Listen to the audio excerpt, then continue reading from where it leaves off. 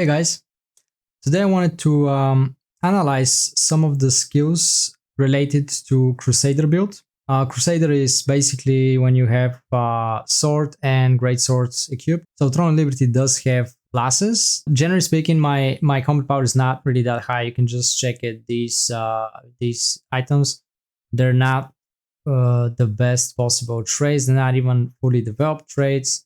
So really, my gear is kind of like entry level gear. I mean, it's sort of okay gear, but the traits are not there yet. And this is what I got on the weapon here. That's this weapon as well. So really not the best stuff. Let's put it this way.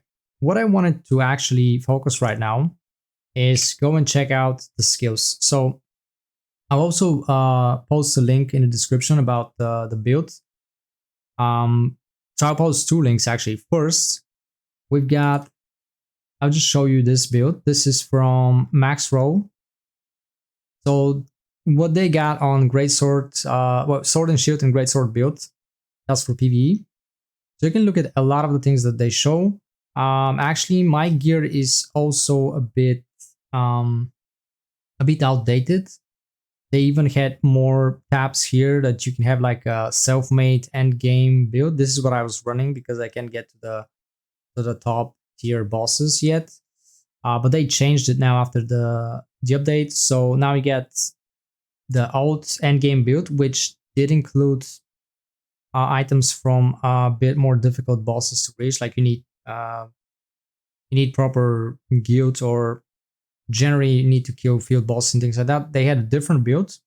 I was running the different build, which is actually not the best possible build. And the current one is completely different from that as well, because they just have there's like additional damage boosts and things like that. So I can't really show you this build. What I'm gonna focus is on the skills themselves. I'm gonna try to analyze what they do and how they act with one another. Hopefully I can understand what they mean, because sometimes the wording is a bit funny on the tooltip of the skills. So sometimes they're not exactly clear on what's the damage boost on some skills and so on and so on. But I'll try to understand and actually do something. So you can check this build later and see that I've changed a lot of things here that in my opinion are not that relevant, not that important in certain situations. So they have PVE mobbing. That's basically for open world farming. That's going to be like Abyssal contract, Abyssal token dungeons, and generally speaking open world, but that's the only place you're really going to use AoE type of build. And you will be in groups as well, preferably, so that's also important to keep in mind. And the boss build itself I would assume it's really most relevant to tanking builds. So I would assume this is about tanks, right? So you can check all these things later, and you can compare it to what I'm about to make here. I'm going to show you. I've already done it anyway, but I haven't tested it that much. So we're going to test it out as well. So with that being said, let's get back to the game. So the first build, we're going to look at the tank build. I'm going to go one by one. Basically, I do run Crew Smite. We got Shoe Strike as well, because it has like low cooldown. It's kind of decent. Gives you a lot of aggro. That's important for us for tank. Here I got Frost Cleaving, which is basically Gaia Crush. Once you have it upgraded, that's for extra damage anyway. Then obviously we want to use Devoted Sanctuary, which is the upgraded version of Blood Devotion. That's for tanks as well. You want to keep your people, your team members safe. Provoking Roar as well for aggroing stuff. Then we got Da Vinci's Courage. That's also helping your team and yourself as well. The Chain Hook would help with some pulls, also generates aggro, so that helps on bosses as well. Even though you cannot really pull the boss, you can pull yourself to the boss, and it will always just generate more aggro anyway. So we use Wheelbreaker as well. Guillotine Blade is just perfect, just a lot of damage either way, especially on on monsters. Counter barrier, just like nothing to talk about that. You always have to use that. So what I put here that they don't have on, like, that's one of the main differences here. It really depends on a couple of things, but basically, Immortal Pride is another of the epic skills. So as you can see, we use quite a lot of the epic skills, special skills from each weapon. Each weapon has like 2 skills that unlock at level 50. They're presumably you can count them as ultimate skills. So I use on this build, I actually use 3 of 4 basically. The only one that we don't use is a shot at victory, which in my opinion, it feels like it would have way more sense if you can manage to make a full sword or mainly predominantly sword skill build. And funny enough, even though this is a main tank, actually, you're going to use a lot of Greatsword DPS skills. However, as you can see, there are not many skills that we use that actually do damage with swords, so that skill is not very useful for any of the builds, actually. I don't use that skill. If you can manage to make something, which could be funny, maybe in PvP it could be different. I'm not going to talk about PvP on this build because it's a very completely different topic, and actually I'm not even experienced in PvP. As you can see, my skills are also not maxed out, so keep that into account.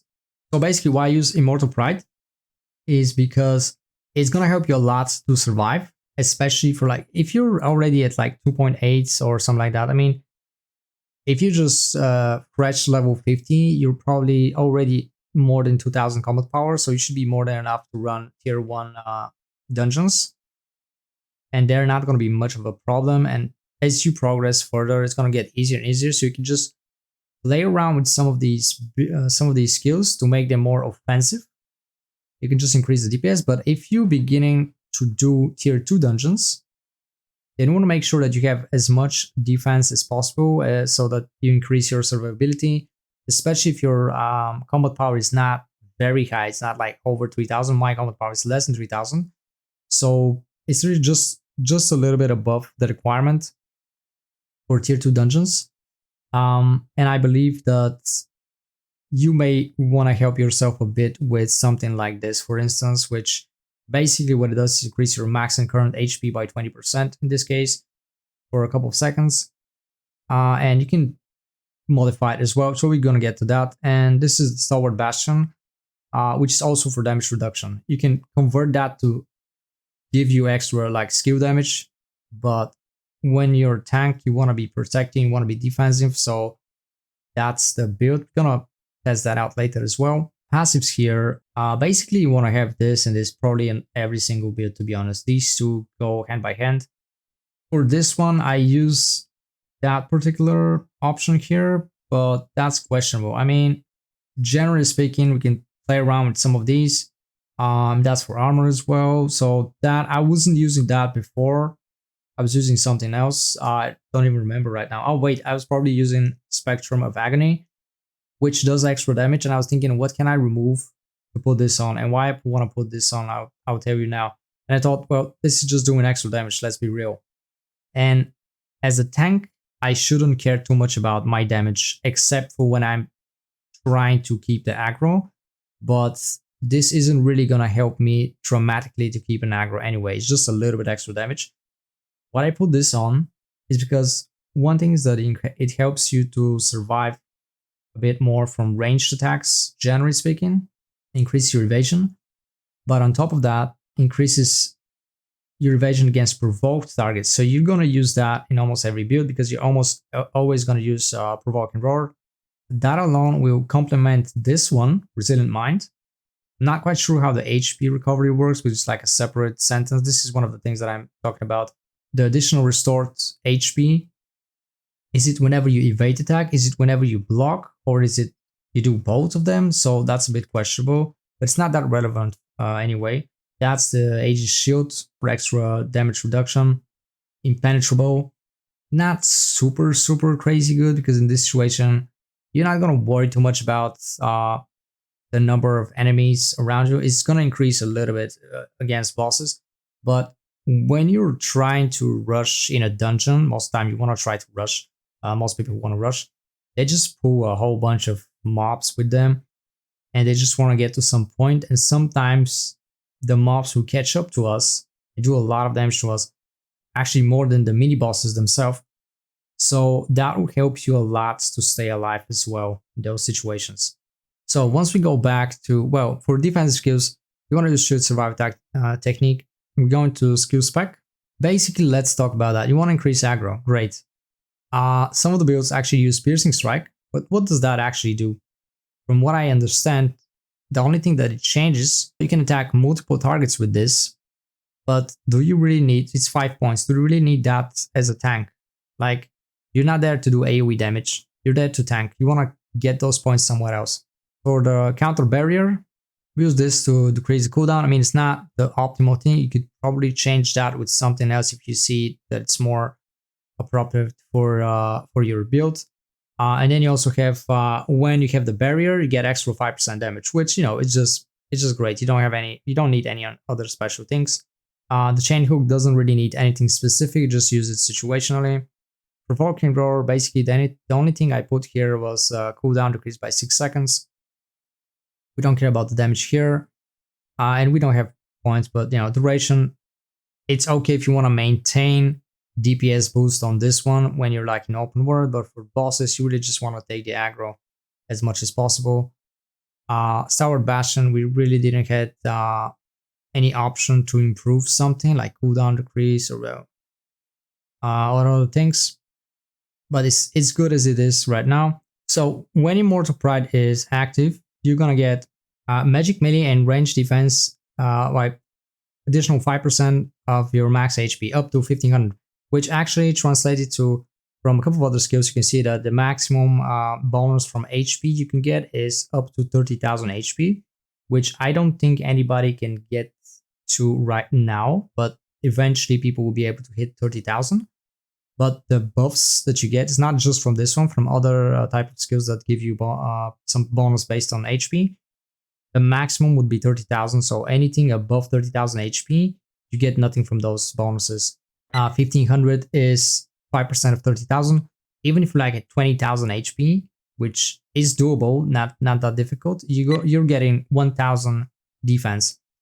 I'm with the current build, I already, by default, I'm like 17,000, and with some buffs, I get to 20,000 anyway. So if you're like with proper endgame gear, you're probably gonna get more than 20,000 anyway. So that alone is huge upgrades.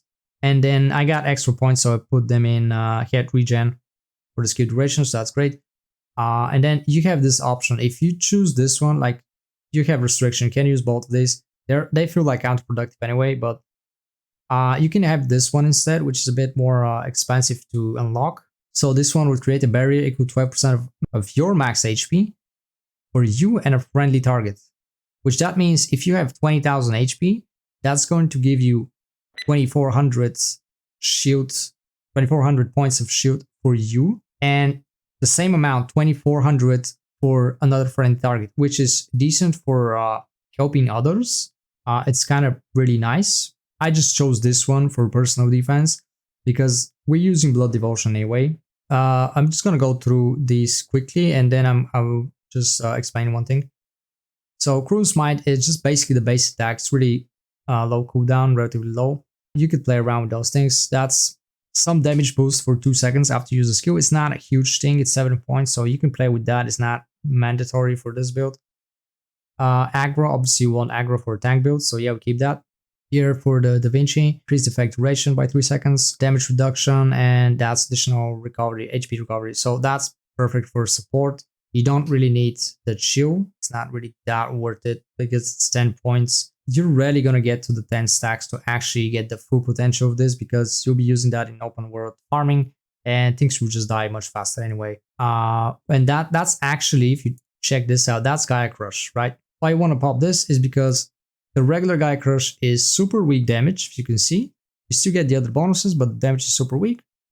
And this one is pretty easy. It's 7 points, but the damage goes pretty much double. Then you got attack speed increase after you use the skill, so that's perfect. You just enable other slower skills after that. Skill crit chance increase, which is perfect as well because actually this does double, like it does 2 attacks, so the damage is not double, it's like 4 times the damage. And crit chance will just make make sure that you crit with that, which is actually really nice. But this is up to you, depending on what kind of priority you want to do on damage. For Wheel Breaker, you don't really need that again, because what you're really focusing is on the bosses anyway, and that's just making the attack AoE for 5 points. You don't really care about that. Here, I just increased the aggro once again, just to make sure that I keep it. This one, to me, that feels more of a PvP option. Then we're gonna get to Guillotine Blade here first, which is gonna be your damage skill. One of the big damage skills you can do. I popped charge damage, so you can just, it's a bit slower, but it does way more damage, and that's just perfect. You don't need skill cooldown. I mean, it's not a huge bonus, right? So it's 22 seconds. This is just increasing with like about 3 seconds or something. AoE damage, again, you don't really want to care about this too much. And now you got Devoted Sanctuary, which without the AoE, I think it's the regular skill is Blood Devotion. That's for like for selected party member. You want to have Devoted Sanctuary, which is upgraded in this version. And now it's to anybody in a range, basically a party member within a 50-meter radius area for 6 seconds. Basically, what you want to be trying to target this is select one of the party members that is somewhat in the center of all the others, so it connects to all of them. If you select somebody that's in the edge, you may not be able to connect most of them. I mean, it's not going to work all the time. Obviously, people are just spreading around. It's really questionable, and in some situations, it's just impossible to do because of the positioning. But try to pop this to as many people as possible whenever you're capable of taking the damage. Right, this is not maxed out. It's only going to get better if you max it out. At the moment, it is level 3, but it can go to 5. You take 70% of the damage transferred. Otherwise, it's 100%, so it's the full damage. Now it's 85 because it's level 3. Take 40% of the damage intended for the party member within 50-meter radius. Right. So basically, it will take 40% of what they take, but then you're going to further increase that by additional 30%. So now you're taking 70% of what they're about to take. So whenever you activate this, you got to make sure that the healer can keep you alive and that you're strong enough to sustain the damage. Because let's assume that if a party member is about to take 1000 damage, now you're going to take 70% of that, which is 700 damage, and they're going to take 300 damage. So you're going to keep them alive, but now you're going to take a lot of damage. Of course, this damage is going to be way less relevant to you because you're a tank anyway, so it's going to be easier for you to tank it. But keep that in mind. When you increase the level of Devoted Sanctuary, you decrease the damage you take. So now it says take only 85% of damage dealt. So this 70% of the damage that was transferred to you, you take 85% of this 70%, which is in the previous case, we said 1000 damage. So you take 700 damage. Now you're going to take 85% of the 700 damage, and you lower that to 70%. So basically, you're going to take 70% of 700 damage. So that's a huge thing, especially if you spread this amongst everybody, because you reduce the overall damage that is going to be taken by everybody. This is another thing that's really funny. It says damage increases damage inflicted to the connected targets by 50. So it feels a bit confusing. Increases damage inflicted to the connected target. So the connected targets are the players. So you connect the players. So that feels like it increases the damage that's inflicted to them. Now, obviously, what it's actually supposed to be doing, and I believe it's doing this because it would be really stupid if it's actually increasing the damage that is inflicted to them. That would be ridiculous because that's like a debuff that you put yourself. So what it's supposed to be doing, in my understanding, it's supposed to be a buff, right? That should increase the damage that they deal. All the connected targets would do increased damage by 50. That's what it's supposed to be, but the wording is really funny. And this one here is just effect duration by 3 seconds. So basically, if you look at this, why we connect both of these things. So whenever you pop Devoted Sanctuary, so you protect all your party members, you take the damage, damage transferred to you. You want to make sure that at the same time you pop Immortal Pride, that's going to make you tankier on its own, because it's going to increase not only your HP, but because of the spec, it's going to increase your defense by a lot. So now you transfer a huge amount of the damage from your party members to you, and also reducing it a lot at the same time. So that will assure that you're really tanking this situation. You can even pop Stalwart Bastion as well, which is going to reduce the damage even more. So yeah, with that being said, that's the tank build. I'm going to test it out later. So the sword and Greatsword, I didn't really change anything here. I was going around max roll guides generally speaking, I believe that if you follow the guides there, you should be fine with the weapon mastery. We're not going to talk about this too much. So right now, we're going to test out this dungeon as well. I'm going to use the buffs later, actually. So this one is Cave of Destruction, which is tier 1 dungeon. I'm using the tank build right now, as you can see. But let's just don't keep him waiting anyway. Again, I have to work on my rotation, so keep that in mind.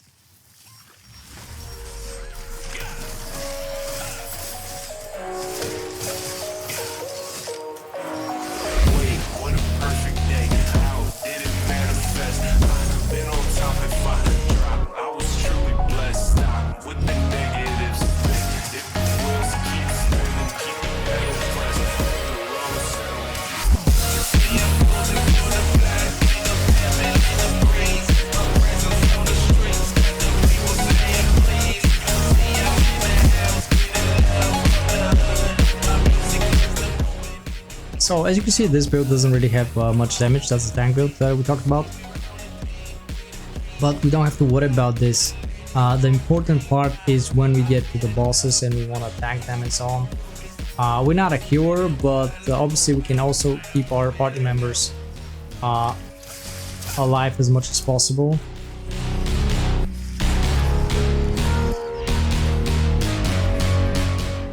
So let's check it out. So the one thing is that we don't have the charge, the strategic rush with the shield, so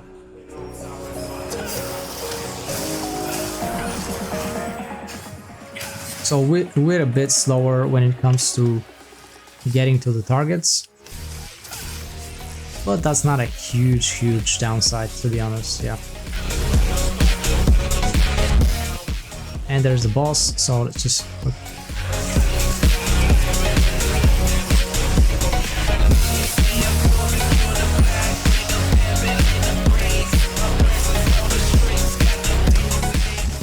there we go. I mean, that's just a mini boss anyway, but I highly doubt that the big boss would have much of a chance either. I mean, it's tier 1, so it's not a big deal, and probably the guys are doing massive damage as well. That's about it. Oops, electrified me.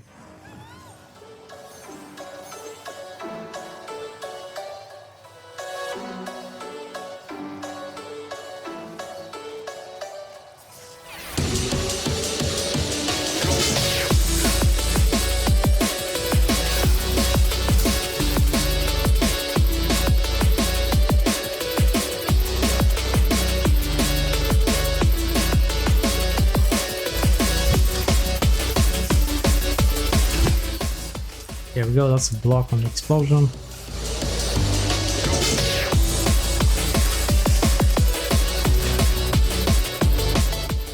So blocking is pretty decent because it's gonna make sure that we can do a bit of get a bit of mana out of it. So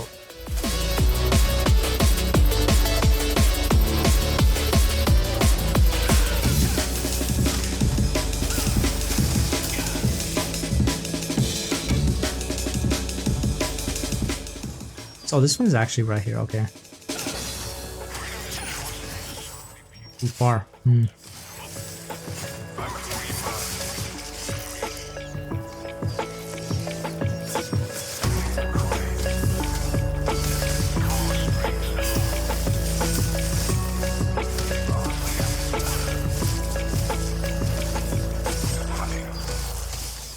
We're just spamming this anyway. And there's the boss. Pop this.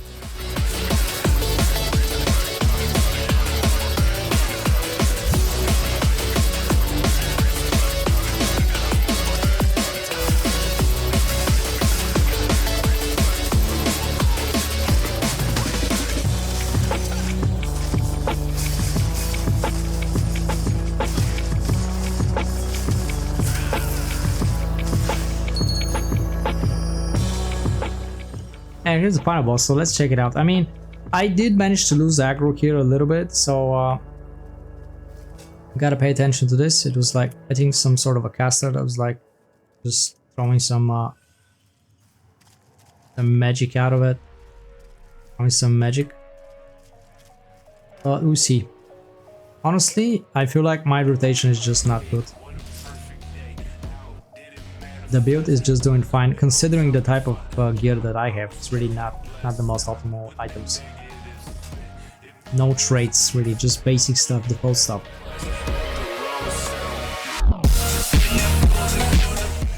So let's check it out.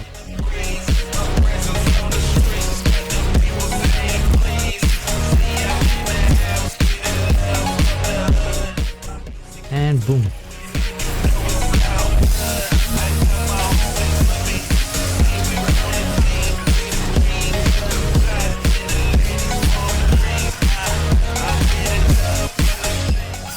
Probably don't have to use all these shields like immediately. And by the time I get the cooldowns off, the boss is probably gonna be dead anyway, so who cares, man.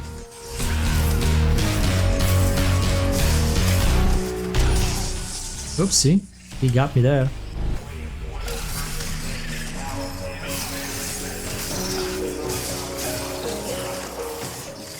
As long as we continue blocking, we'll make decent damage as well.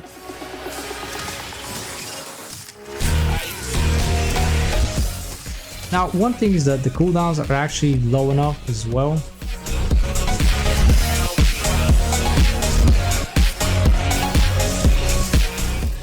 Now run. It's possible.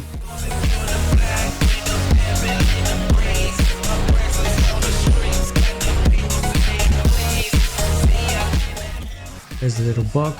Get it done.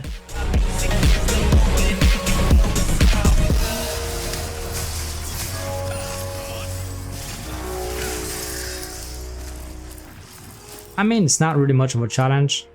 So no matter how we use those skills, it's just really not going to do.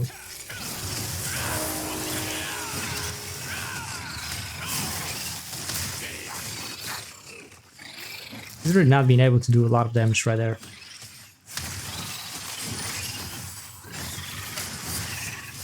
Oops. Yeah, there we go. So that was pretty much this boss. I mean, it's not a huge difficulty. Maybe the bigger thing would be to try tier 2. So whenever I get the chance to try tier 2, I will show you how it is.